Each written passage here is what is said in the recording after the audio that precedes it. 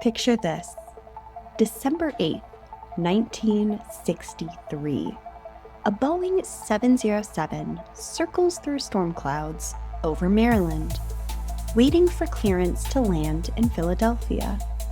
Inside the dimly lit cabin, passengers read by overhead lights or doze after a long day of travel. Lightning flashes outside the windows, routine for the veteran crew who've flown through countless storms. But 13 miles below, in a frozen Maryland cornfield, a farmer's wife is about to witness something that will change aviation forever. So stow your tray tables, fasten your seatbelts, and prepare for turbulence, because this is Final Boarding Call.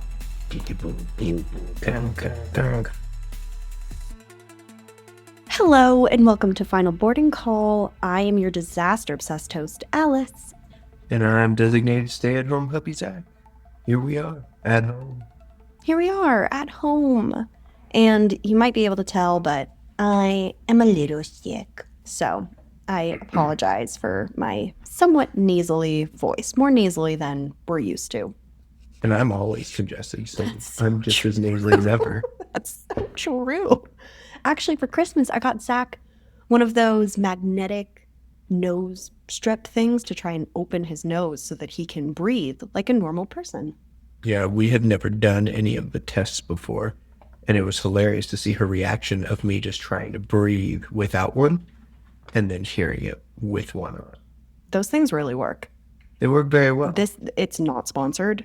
Should be sponsored by them We're because we're big fans. Yeah, I'm a big fan. We're big fans. Intake breathing. That's right.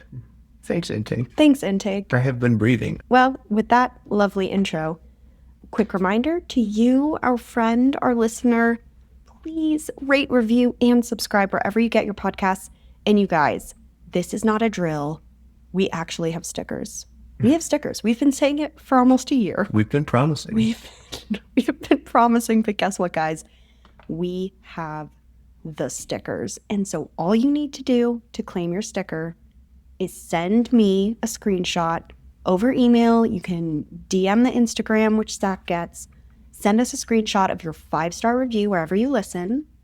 And that's it. We'll shoot you a sticker and your address. We don't know where you live. So also send us your address. We might. No, we don't. So go ahead and do that. 5-star reviews. Get the stickers. Boom. Okay. This episode, sources, the official Civil Aeronautics Board Aircraft Accident Report. That's a fun one. Some newspaper coverage from the New York Times, Philadelphia Inquirer, Baltimore Sun. You guys, I did some serious research on this one, so go ahead and take a look at the sources in the show notes if that is your thing. We're going back in time, Zach. It's the 60s, which I do enjoy the 60s with air travel. It is just, other than the blatant racism and sexism, those parts are bad. Okay, it's Sunday, December 8th, 1963. The sun sets over Luis Muñoz Marin International Airport in San Juan, Puerto Rico, as passengers board Pan American World Airways Flight 214. And Zach and I binged Pan Am, the fictional TV show that is basically a soap opera version of what Pan Am was. I would say so. Yeah, no, it's not really based on a true story. But anyway, we're all about Pan Am right now. The gleaming Boeing 707 or 707 waiting on the tarmac has a name. Clipper Tradewind. Ooh. I know. And it has a story. 5 years earlier, during a training flight over France, one of its engines tore completely off the wing. From what I hear, that be happening. And it fell into a farmer's field. It's about the safest place it could go. And the pilot landed safely in London on 3 engines, which is pretty impressive. Boeing replaced the entire wing. Like, they were not Risking it. fudging around with that, correct. And after rigorous structural testing, the FAA certified it airworthy again. This plane was built to survive. She's a tough girl as far as 1960s aircraft go. At the controls is 45-year-old Captain George F. Knuth from Garden City, New York. And that was Pan Am's headquarters, right? Is that what we learned? It is in New York. Yeah, their headquarters, according to Pan Am, the fictional show that we watched. Well, there was a lot of stuff that was supposed to be based on what it was back then. So yeah, the location could be real. So yes, Pan Am in the 60s, their offices were really scattered across several locations in Manhattan, actually including the Chrysler Building. However, the decade is defined by their move to 200 Park Avenue, which officially opened on March 7th of 1963. Oh, and it featured a rooftop helipad. So George F. Knuth is a check pilot, which is an elite instructor who evaluates other pilots. He's that good. He has logged over 10,000 flight hours, and he has seen everything that aviation can throw at him. Beside him is First Officer John J. Dale from Northport, New York. We got two big New York guys. From New York. New York. And he has 15,913 hours. Wow. A lot of hours. Yes. Behind them, Second Officer Paul L. Oringer from New Rochelle and Flight Engineer John R. Cantliner from Long Island. So those are the four gentlemen that we've got here. And they have over 44,000 combined hours in the air. Wow. I know. That's a lot of hours of a life. I know. Among the 73 passengers boarding in San Juan are families heading home for Christmas. Reverend George Shearer, his wife Sarah, and their children, George, 15, and Carol, 13. They are a missionary family, and they are returning home to Pennsylvania for the holidays. We have Nathaniel Nat Perlow, who's 50, and he's the managing editor of The Ring magazine.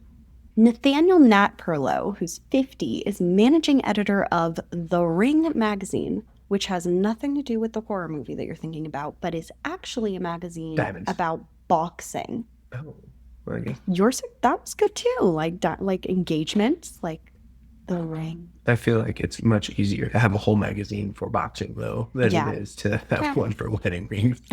Every kiss begins with K. Also not sponsored. He went to Jared. Or he went to Jared. We went to neither.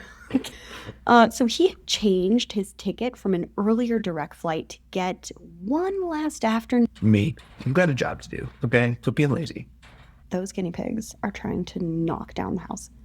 Unfortunately, Zach, that decision to switch his flight will have devastating consequences. The flight to Baltimore is smooth. Exactly how airline pilots like it. At 7:35 p.m., the jet touches down at Friendship Airport. Oh. I know. This stopover becomes the literal line between life and death. 67 passengers disembark.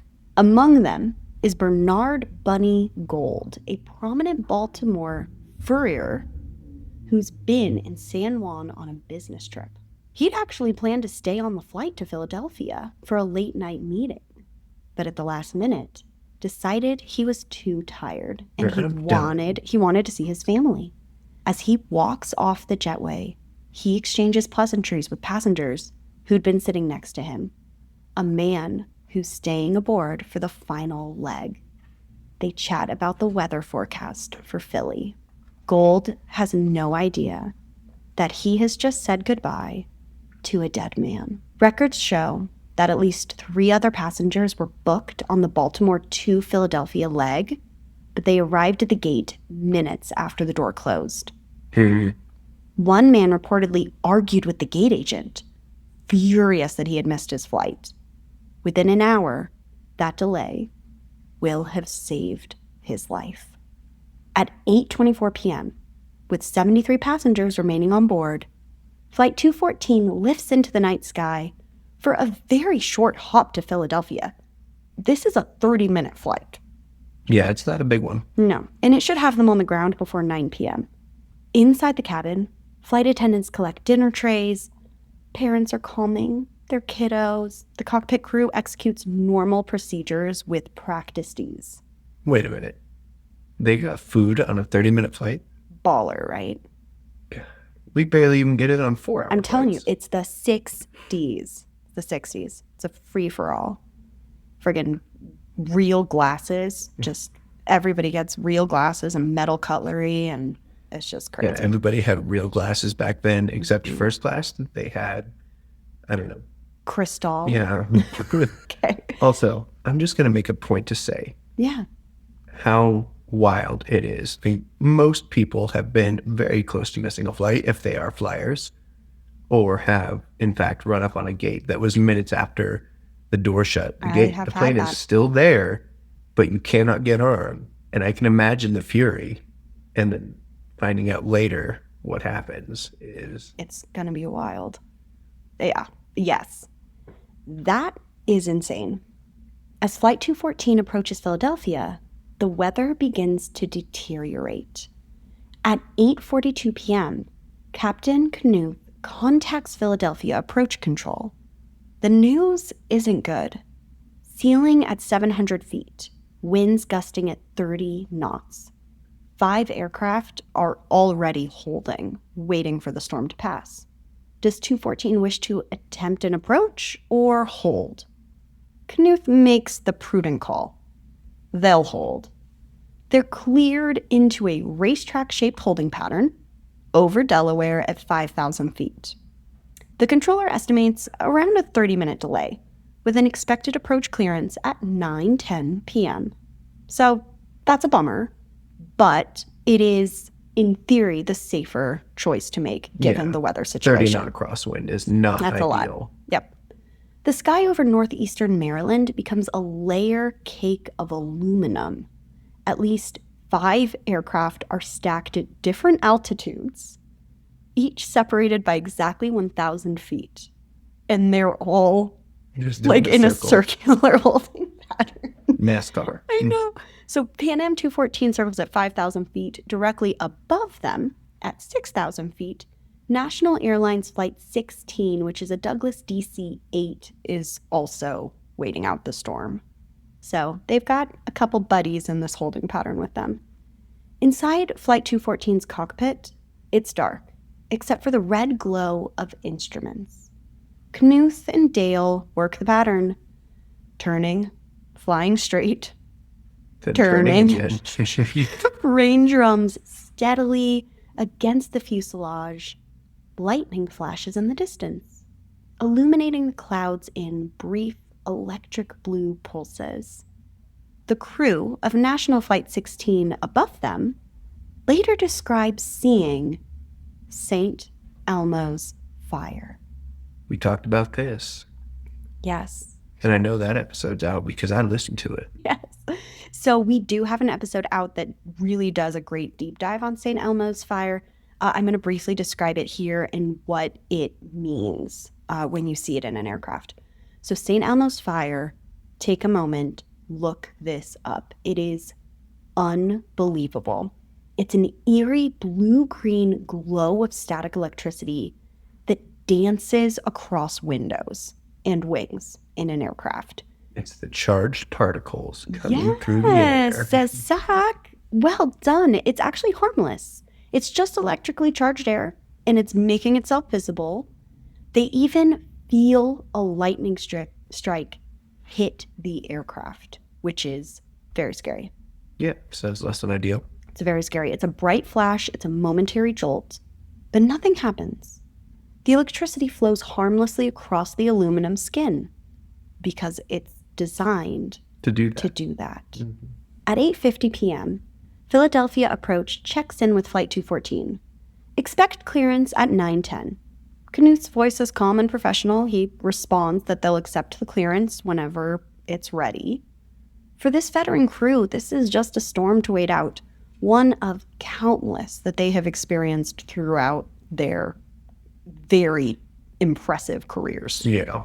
But what they don't know, what no one in 1963 fully understands is that they are holding at the worst possible altitude. They drew the altitude short stick. At 5,000 feet, the outside air temperature hovers right at freezing. This is what meteorologists call the isotherm zone, where supercooled water droplets and ice crystals collide and mix, generating massive electrical charges. It's the storm's most electrically active layer. Interesting. I know. And this aircraft is carrying a mixture of two types of jet fuel. Most tanks contain Type A, which is a kerosene-based, relatively stable at cold temperatures type of fuel. But the small reserve surge tanks at the wingtips contain Type B, also called JP4, which is a volatile, gasoline-type fuel that creates explosive vapors, even when freezing. I didn't know that. She's a freak.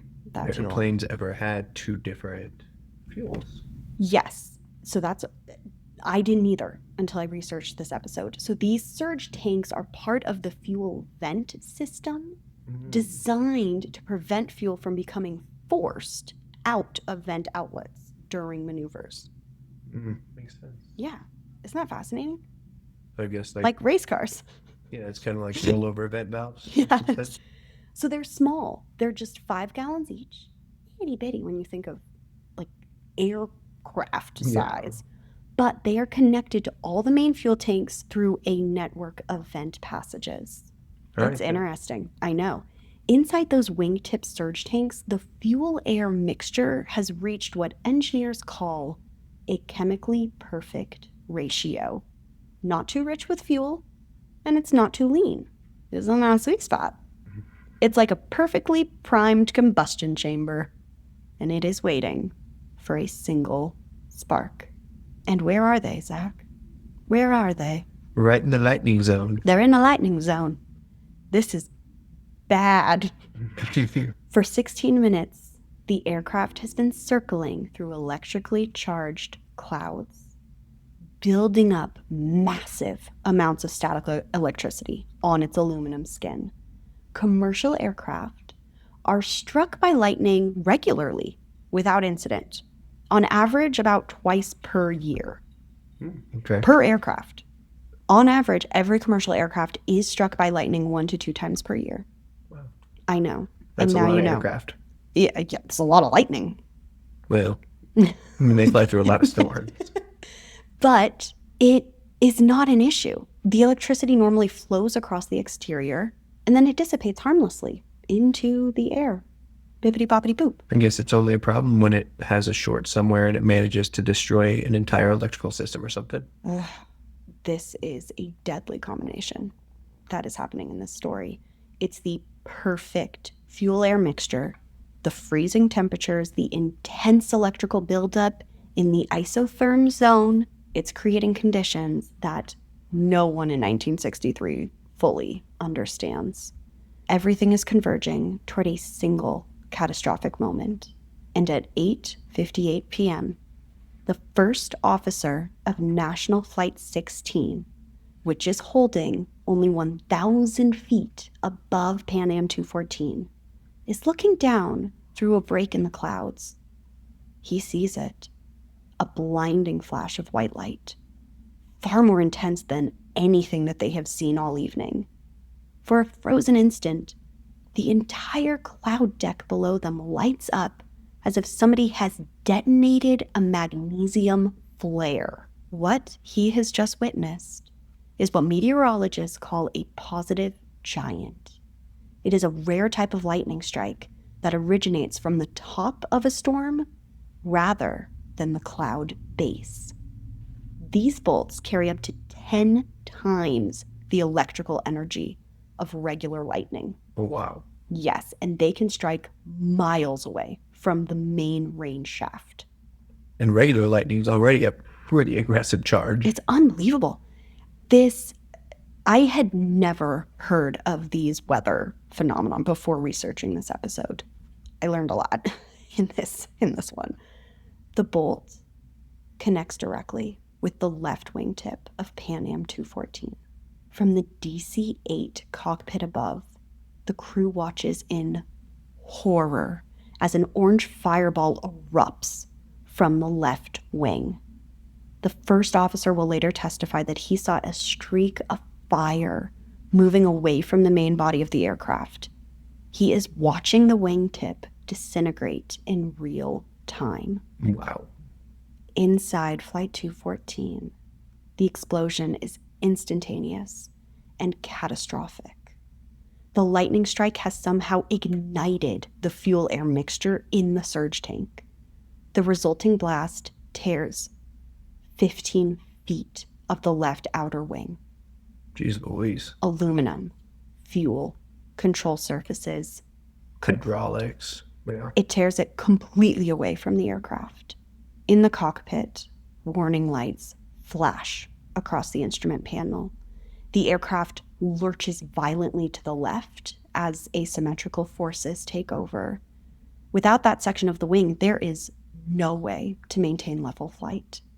The laws of aerodynamics have just become the enemy. The cockpit voice recorder captures what happens next, and this is so tragic. There is a loud crack, the sound of the explosion, followed by high-pitched whistling as extreme wind noise floods the cockpit. Captain Knuth, who is the veteran Czech pilot who's seen everything, or so he thought, he reaches for the radio transmit button. Mayday, mayday, mayday. Clipper 214 out of control. Here we go. His tone is eerily calm. It's almost matter of fact. There's no panic.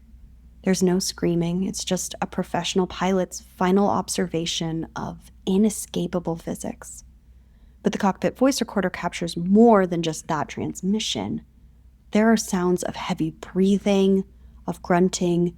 The crew, you can tell, is physically struggling with the control column. They're not giving up. Plane to do things. 100%. They're trying to counter a massive roll to the left. But, I mean, the wing has just exploded and the plane does not respond.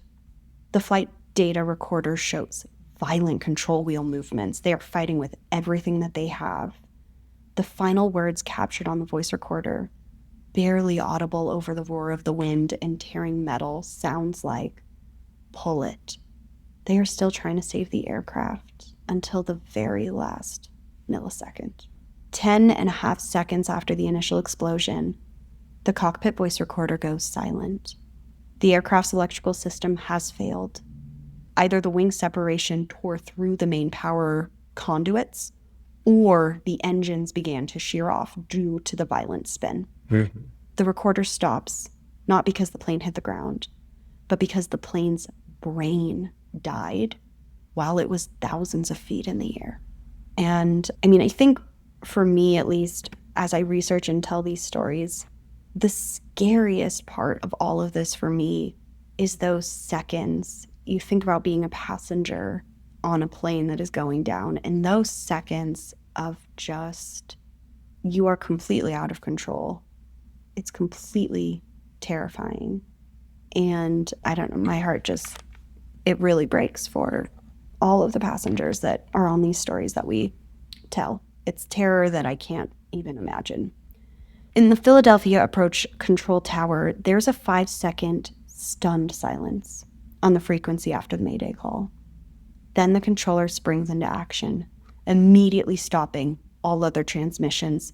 He doesn't ask Flight 214 for their soul count or remaining fuel. He realizes the urgency, so he clears all altitudes below them and frantically orders a nearby Eastern Airlines flight to turn 90 degrees to avoid the path of a falling jet. Yeah. For the next 2 minutes, the controller calls repeatedly, Clipper 214 Philadelphia, how do you hear? Clipper 214, if you read, ident. What does that mean? Identify. I'm good for something. God damn, you're good. I'm going to keep you on this podcast for a little while longer. There's only static. Above the disaster, National Flight 16 crew watches helplessly as the crippled 707, now missing 15 feet of its left wing, enters a violent, spiraling dive. They can see the fire. Not a trail, but a massive pulsing glow. The wind rushing past the broken wing creates a sound like a freight train. Inside the cabin, passengers who 2 seconds ago were reading or dozing are now experiencing free fall from 5,000 feet. As the plane plummets, the remaining fuel tanks begin to rupture, one after another, all interconnected through that fuel system. Burning jet fuel streams from the broken wing. Molten aluminum tears away at 400 miles per hour. From the moment of the explosion to ground impact is 10.5 seconds. Yeah, I mean, honestly, while tragic and scary, and everybody would freak out in that moment, I still stand by, like, at least it's quick. And here's one other thing that is at least a little humane. The extreme G-forces of the spiral dive did likely render most passengers unconscious immediately. Oh, so as soon as 9 plus Gs. So as soon as they really started free falling truly, it would have knocked people out. Well, which, thank God, honestly. The realization that Flight 214 is gone only sets in when the National 16 pilot keys his microphone. Philadelphia, National 16. The clipper is down. He's in the trees. At 8:59 p.m., less than 1 minute after the Mayday call, Pan American World Airways Flight 214 slams into the cornfield 2 miles east of Elkton, Maryland, and erupts in flames. About 1,000 yards from where the aircraft impacts, George and Evelyn Berry are inside their farmhouse. Evelyn is in the kitchen when she hears a sound that she'll later describe as 1,000 freight trains passing directly over the house. Then, a concussive blast, powerful enough to crack several windows in their home. George runs to the window and sees the sky on fire. They rush outside to find their property covered in a fine mist of kerosene and small glowing pieces of aluminum. The smell of jet fuel is overwhelming. George will later describe it as a sickening, sweet stench that hung over the farm for days. Maryland State Trooper James L. Ford is on Route 213 when he sees a bright flash in the sky, followed by an orange glow on the horizon. He immediately radios for assistance, and he races to the Berry's farm. What he finds defies comprehension. The aircraft didn't create a single crater. It hit in a steep, high-speed dive and disintegrated on impact. So the smell of jet fuel mixed with burnt corn stalks is what he describes. And there are small fires scattered across the frozen cornfields. And there is so much debris in every direction. Within minutes, firefighters and police from across Cecil County arrive, along with personnel from the United States Naval Training Center at Bainbridge. They find a field of small fires because the wing exploded mid-air. Yeah, it has some long ways that it can spin around and air push it to scatter. Yeah. Yes. I mean, it created hundreds of small blazes rather than just one big, large inferno. They can't immediately approach the main impact because of small popping explosions. Oh, like little pockets of gas that were likely oxygen canisters or aerosol cans in passenger luggage. Wow. There are no large sections of the plane left. The largest piece recovered is no bigger than a car door. Wow. The largest piece. The heat was so intense that aluminum melted into silver puddles. I don't remember what temperature that takes, but it's high. So aluminum typically melts at around 1,200 degrees Fahrenheit. Yeah, but I think that's just starting to melt. To actually have puddles dripping off of everything, you have to be experiencing a lot more than that. I would guess somewhere around 1,400. I mean, yeah, you might be right. You would know more about that than I would. I just picture aluminum welding. Yeah. Yep. For the next 48 hours, the Berry Farm becomes an impromptu command center, with Evelyn providing coffee and shelter to investigators working through the frozen December nights. It's wild to think about.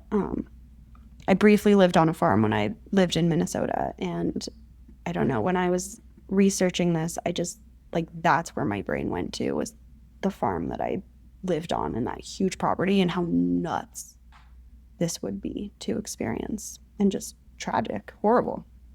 As dawn breaks, the full scale of the disaster becomes visible. Debris is scattered across an area 4 miles long and 1 mile wide. Wow. That's a big debris field.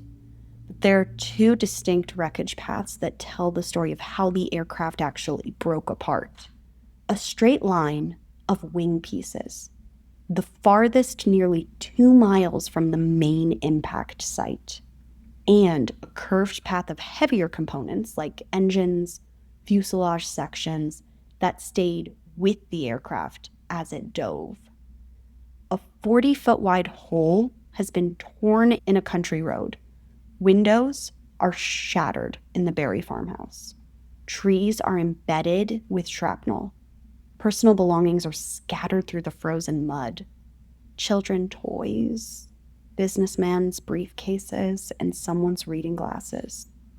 All 81 bodies are transported to the National Guard Armory in Philadelphia, where a temporary morgue has been set up.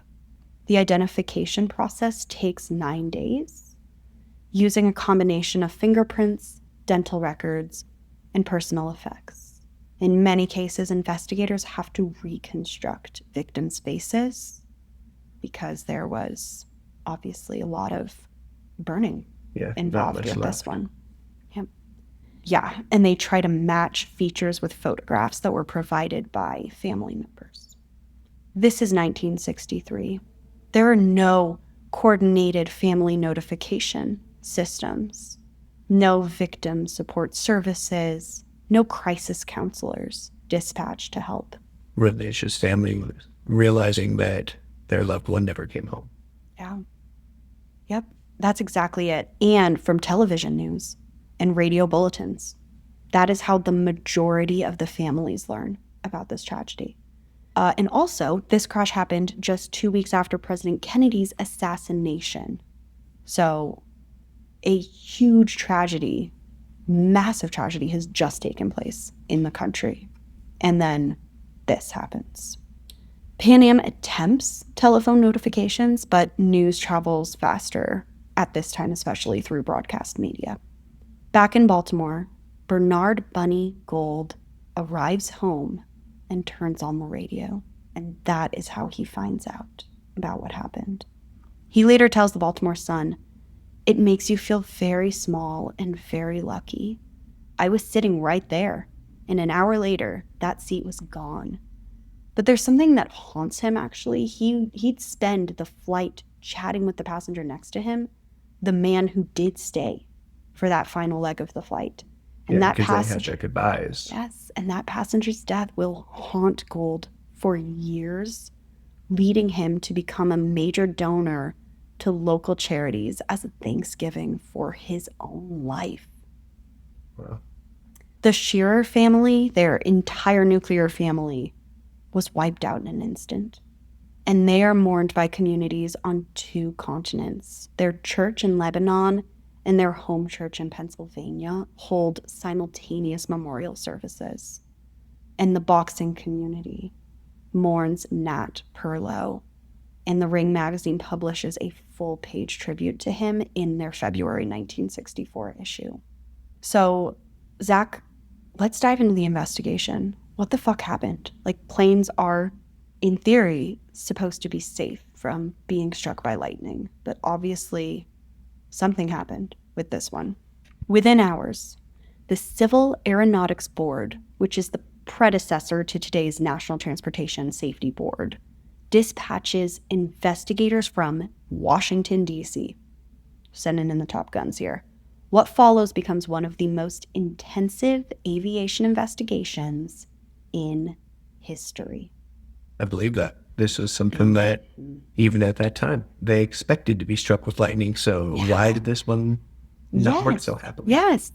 They'll spend about $125,000 in 1963 money, which is $1.2 million today, not including additional money spent by Boeing, the FAA, Pratt & Whitney, and other manufacturers conducting their own independent parallel investigations. Money, folks. Yeah. They are spending money because this crash presents a mystery that threatens the entire jet aviation industry.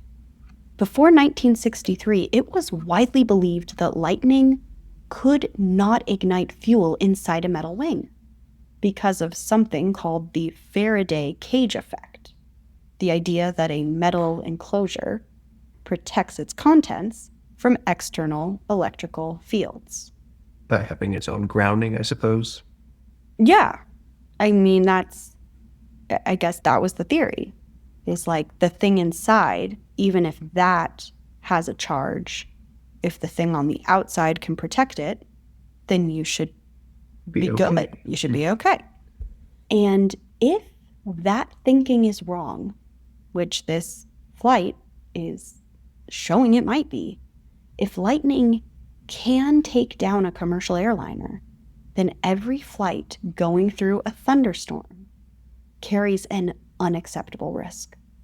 For 12 days, teams work in freezing conditions, combing through the frozen mud of that Maryland cornfield. They mark each piece of wreckage with colored flags, carefully documenting position and condition before removal. Eventually, they fill 16 truckloads of debris. Wow. Mm-hmm. And we're not talking pickup trucks, folks. No. And these are transported to Boeing Air Force Base in Washington, D.C. There, in a massive hangar, investigators lay out the recovered pieces on a grid painted on the floor, creating basically a really sad reconstruction of this Boeing 707. And it is painstaking work. They are matching torn edges, analyzing burn patterns, understanding the sequence of failure. This is like a jigsaw puzzle on absolute steroids. And also the jigsaw puzzle has been burnt. But only partially. Oof. The flight data recorder has been badly damaged. It was compacted by forces double what it was designed to withstand. But investigators managed to extract data from 95% of the tape inside. Nice. Okay. The story it tells is clear. 32 minutes of completely normal flight. Then, at 32 minutes and 15 seconds, abnormal excursions suddenly appear on every parameter. The aircraft stays at 5,000 feet for about 15 seconds, probably the time that it took Captain Knuth to recognize what had happened and make that final mayday call. Then, it descends rapidly to ground level, a straight, completely uncontrolled dive. They interview 140 witnesses. Wow. Who saw or heard something. 99 report seeing an aircraft or a flaming object in the sky. It's interesting to think about how many more people are willing to come forward and say something back then versus today. Fascinating. I know. 7 of those people specifically state that they saw lightning strike the aircraft, which is an important detail to have. Yeah, absolutely. And 72 describe a ball of fire appearing at the same time as or immediately after the strike. The recovered wingtip shows unmistakable evidence of lightning damage. So this is called dendritic patterns, or dendritic patterns. Dendritic. Those branching tree-like marks that are kind of the signature of electrical discharge. Yeah. There are numerous spots where the metal surface and rivet heads show melting. The largest single indication is an irregular hole, about 1.5 inches in diameter, with evidence of intense heat and fused metal around the edges. But the most critical finding comes from examining the surge tank, which is that small 5-gallon chamber at the wingtip that's part of the fuel vent system. They find it intact, except for a 2.2-inch opening along the top. The metal skin around the opening is curled upward, indicating that an internal explosion ripped it open from inside the house. From inside. The call is coming from inside the house. When a stranger calls. The interior walls are heavily sooted. Fire was definitely present inside of that chamber, where you do not want fire. Test flights with an identical 707 confirm that these surge tanks would have contained about 1.8 gallons of residual fuel during that holding pattern. A mixture of type A and type B fuel. And here is the critical detail. Type B, that gasoline type that's the JP4 fuel, creates explosive vapors at much lower temperatures than type A. At the freezing temperatures present at 5,000 feet that night, the vapor space above that small amount of liquid fuel would have been at the perfect explosive concentration. I mean, that's... These damn holding patterns. Goddamn the weather.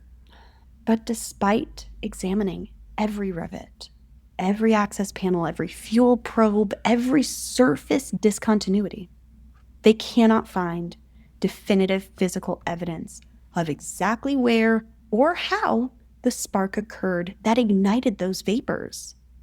And that's very frustrating. I hate not being able to solve a puzzle. Yes, they know what happened, and they can't explain how. Yeah. Very frustrating.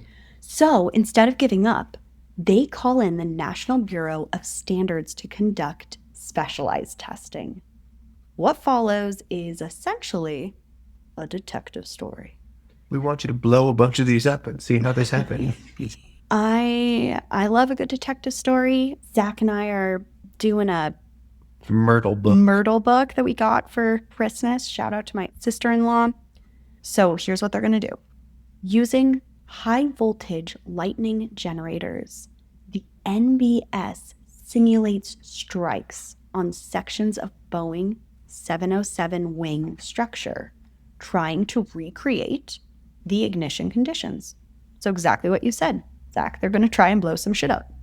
And it works. They find on one particular lightning strike that was so supercharged that it amplified the metal so much that it sparked the inside and it blew outward. Okay, I love and hate doing this podcast with you. So, first, they prove what they call the plasma torch effect. When a lightning strike hangs on, meaning the electrical arc stays at one point as the plane moves through it, it can melt through the 0.064-inch aluminum skin in less than 1 second. And that creates a pathway for the plasma to enter the fuel tank. And I'm sorry if you can hear our guinea pigs in the background. I don't know what they're doing, but they are boycotting everything. Okay, so that's discovery one.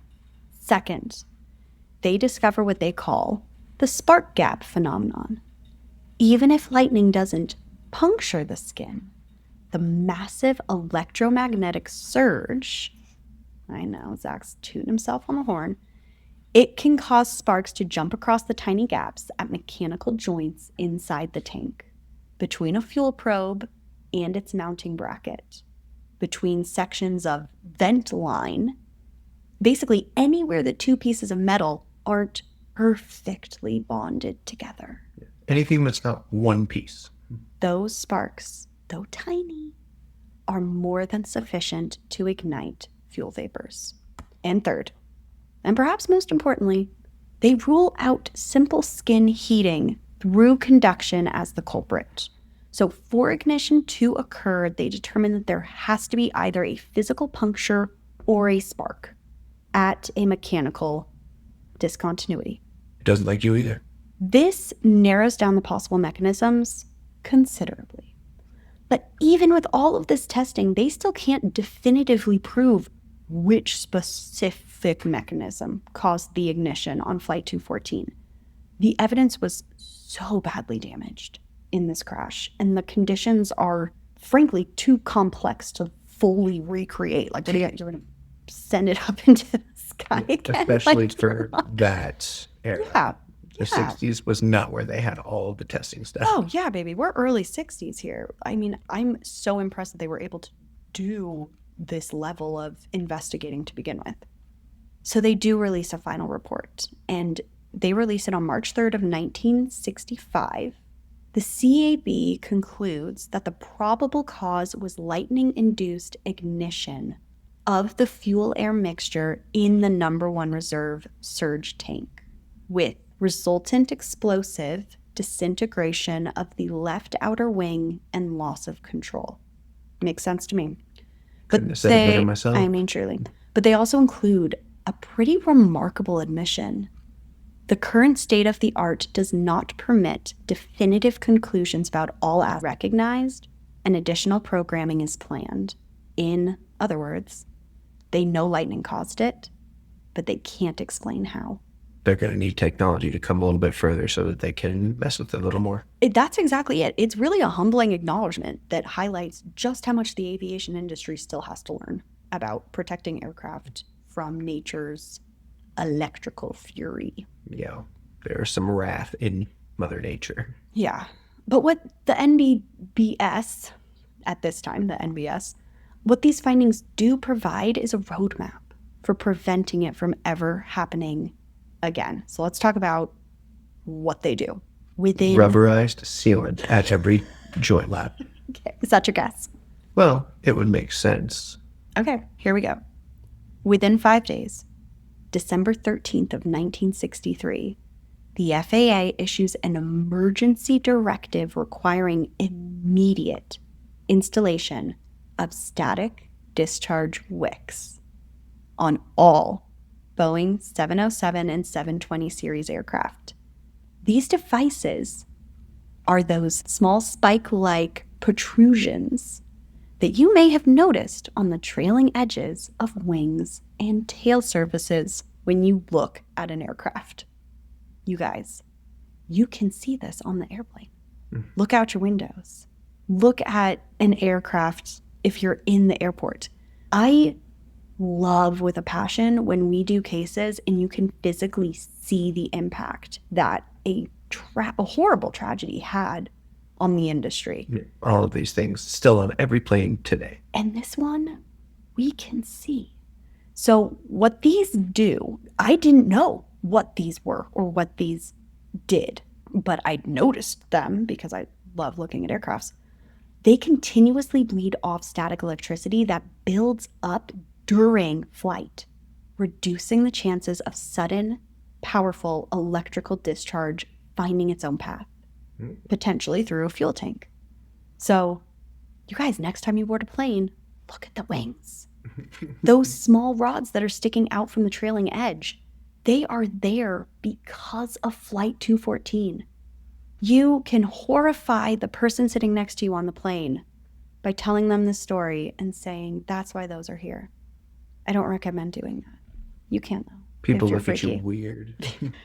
But the safety improvements don't just stop there. The National Bureau of Standards findings directly inform 2 major regulatory changes. In 1967, the FAA mandates the installation of flame arrestors in all aircraft fuel vent systems. Oh, okay. So even if it does spark off, they can try to put it out within an instant? Yes. So these are stainless steel honeycomb devices installed in the vent lines. And if a fire starts at the vent opening where fuel vapors meet outside air, these arrestors absorb the heat and prevent the flame from traveling backwards through the vent passages into the wing takes. It's just a spark arrestor for all of my dirt bike people. Yeah, I mean, they're one-way valves for fire. The guinea pigs are back with more commentary. Then, in 1970, the FAA updates the entire Part 25 airworthiness standards with comprehensive requirements for lightning protection. This includes mandatory electrical bonding, ensuring that every internal component, fuel probe, every access panel, every piece of hardware installed near fuel tanks is electrically connected to the aircraft's skin. What? This eliminates those tiny gaps where sparks could form during a lightning strike. Well, like that. The regulations also increase the minimum thickness of aluminum skin in surge tank areas, which it was very thin in this case. 0.064. Yes, it was very, very thin.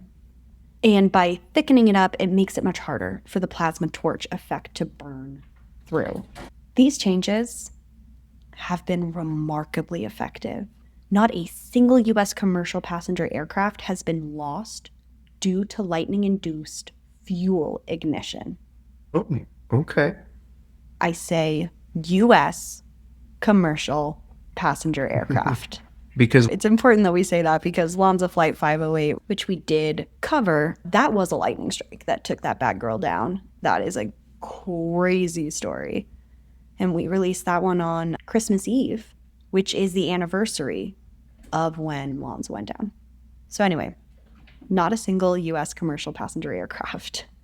Today, commercial aircraft are struck by lightning, on average, 1 to 2 times per year per aircraft. And passengers and crew are almost never even aware that their plane has been struck by lightning. Yeah, I mean, that's what, 1 million strikes a year. It's a lot. It's a lot. The electricity flows across the skin, dissipates through those static wicks, and the flight continues normally. For the families of those lost, however, no amount of safety improvements can bring back their loved ones. And that's the reality. Pan Am and Boeing face lawsuits from families, with most cases settled out of courts for amounts between $75,000 and $150,000 in 1963 money, which is roughly $1.2 million today. For decades, the crash of Flight 214 remains a forgotten disaster. I had never heard of this case. Me either. It's overshadowed by the assassination of President Kennedy, which just took place before this, and the nation was already drowning in grief. But the families never forgot, and neither did the people of Elkton, Maryland. Chris Knuth, son of Captain George Knuth, was only 3 years old when his father died. Wow. He grows up in a household defined by what he later describes as a quiet, heavy absence. His mother never truly recovers, living the rest of her life in the shadow of that December night. For 50 years, there is also an unspoken subtext, a question that haunts the families. Was it pilot error? It would take half a century before many of these families found any sense of closure. On December 8th, 2013, exactly 50 years after the crash, the Historical Society of Cecil County hosts a remembrance ceremony at the impact site. The memorial is driven by local residents who grew up playing in those fields and never forgot the fire in the sky, and who realized that eyewitnesses like the Berries were passing away and the story needed a permanent marker. Family members gathered. A powerful moment occurs when the children of the crew meet the children of the passengers. For 50 years, there had been that unspoken question about the pilot error, but the finality of the investigation findings, proving that it was an act of nature, a lightning strike under conditions that nobody could have understood, allows the families to grieve together without resentment. And at the ceremony, Chris Knuth speaks about his father's legacy, and this is what he said. I thought this was a lovely way to end this story. For 50 years, the question was, why did they fly into it? But today we know the truth. They didn't fly into it. It found them. My father was a pilot's pilot, and no man could have held that plane together when the wing left. I got goosebumps. I know. Today, a simple granite monument stands at the crash site, and it lists all 81 names of the victims of this terrible, terrible incident. Okay, so, Zach, that is the insane story of Pan American World Airways Flight 214. That was a lot of firsts for me. Plenty of things that I didn't know. Same. I really had no idea that every aircraft gets struck by lightning twice every year. It's crazy. Yeah, that's wild to think. It's pretty wild to think. Especially with how often you're on an airplane. Duh. Like, the one you were on was probably struck yesterday. It's wild. Okay, folks. If you enjoyed this episode, please rate, review, subscribe, tell a friend. And if you do rate, review, if you leave a positive comment on one of our episodes, take a screenshot of that, email it to us, finalboardingcallpodcast@gmail.com, or send it to Zach on the Instagram and send us your address and we'll get a sticker over to you. I ordered a ton of them, so let's get that going. And join us next time when we'll be exploring another transportation disaster story. Until then, remember to stow your tables. Oh no!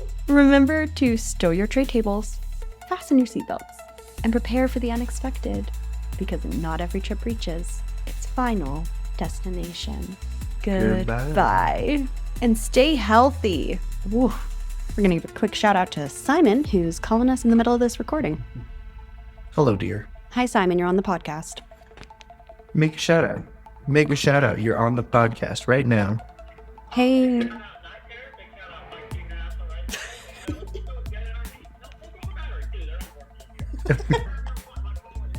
You're calling in. I cannot wait to have you and Alex on the podcast on my podcast. We're just a bunch of podcasters. Okay, that sounds good. Simon. He literally had the talk track ready. Okay. Goodbye.